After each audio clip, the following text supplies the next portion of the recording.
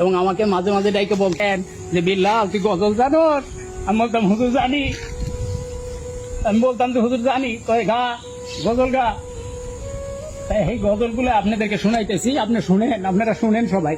গজল গাইতেন এবং আমাকে ডাইকে বলতেন বিল্লাল তুই গজল জানোস? আমি বলতাম হুজুর জানি। কয় গা গজল গা।